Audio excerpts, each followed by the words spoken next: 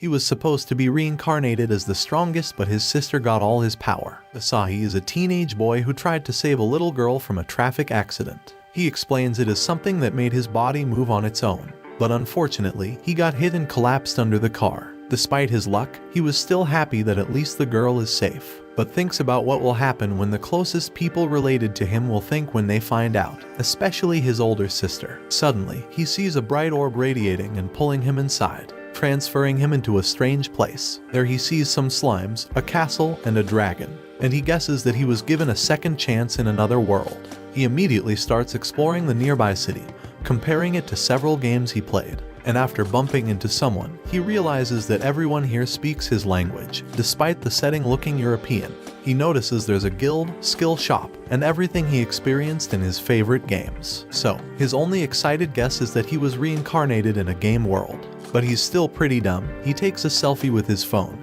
and thinks about how he's going to contact people. Furthermore, he doesn't have money, or any contact, and doesn't know how to behave like a normal person in a different world. He was so enamored with this new world that he even turned off his phone and sold it for a high price because someone thought it was a rare artifact. And with that money, he is able to buy weapons and armor. Being a total gamer, he prioritized the agility stat and wear leather armor with a sword as his weapon.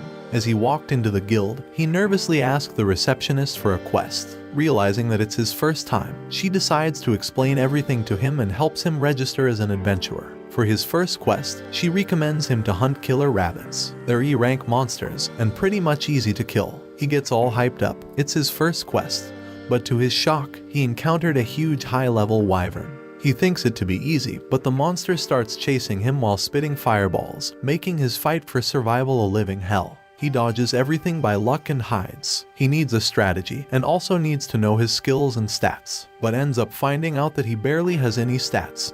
He's just a common villager. He had believed that he would start off with high stats once he was reincarnated, but he was wrong. To make it worse, his only skill is a level 1 stone throw. Without much option, he decides to rely his life on that same skill. He gets a pebble, prepares all his strength, and launches it into the air. Believe it or not, it only traveled 2 meters. I think the wrong guy got reincarnated. The wyvern grows impatient and decides to finish his prey off. Fearing for his life, Asahi called out his sister's name, and to his amazement, she appeared before him. She smiles as she looks at him, feeling that he called out for her. But the wyvern doesn't wait. He attacks her with several fireballs, creating a huge explosion. She dodged by jumping and noticed power overflowing within her. Her body felt light. With one blow and the will to protect her little brother, she destroyed the dragon, leaving him in awe. But she simply claims it's child's play. He had believed that his sister was just an illusion, but she suddenly jumps on top of him, claiming she missed him. She was real, and worse, she has a younger brother complex. Seriously, another one. Curious, Asahi asks how did she end up there in this world. She revealed a shocking truth. He hadn't died in his previous world but was merely in coma. But she heard him smiling and talking about being reincarnated in a new world. So she assumed that his spirit had traveled to that new world. And her love for him had driven her to smash her head into the wall until she died and follow him to another world. Asahi asked his sister how she was so strong,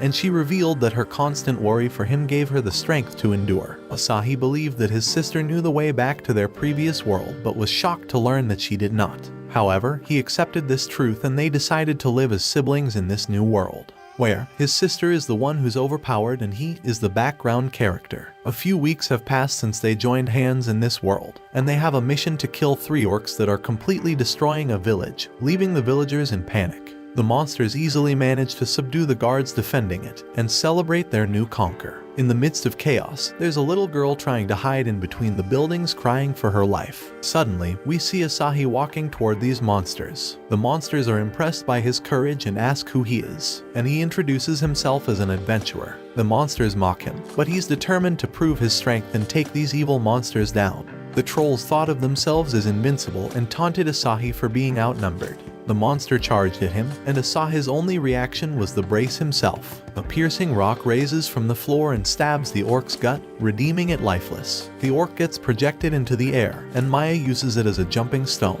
immediately casting lightning magic and destroying the second orc. The last orc survivor is sitting on the ground, scared for his life as Maya stares at him. She raises her hand and despite the orc begging for forgiveness, she obliterates him. Asahi states how merciless she is, but she couldn't forgive the monsters. Deep down, Asahi thinks she cares about the dead villagers, but in reality, she's only bad because they insulted her younger brother. As Maya tended to Asahi's scratch, she couldn't help but worry about his well-being. She knew all too well the pain of injuries and didn't want her brother to suffer the same fate. Maya brought out a potent elixir meant for the last boss to heal his scratch, but Asahi was insistent that it would heal with a bit of spit. Looking at her face, he realizes about his mistake. The villagers gathered around, curious to hear about the hero who saved their village. Suddenly, the little girl exclaimed that it was Asahi who had saved the day, and everyone starts praising him as the mighty hero. After returning to the guild, Tanya the receptionist prepared a celebration for Asahi as he managed to climb up several ranks really fast. Even though it was Maya killing all the monsters, he always got the credit. She gives him a badge, mentioning he can't sell or give it to someone else because it counts as official identification. Plus, he shouldn't ever falsify his range, otherwise, he will lose his head. Without any other option to save his life, he begs his sister to hide her strength to make it seem like he's strong and asks her to show her stats. She misunderstands and takes her brother Complex to a new level, revealing her 3 measurements. He teaches her about the status windows but finds it strange. She doesn't have any shape indicating her stats.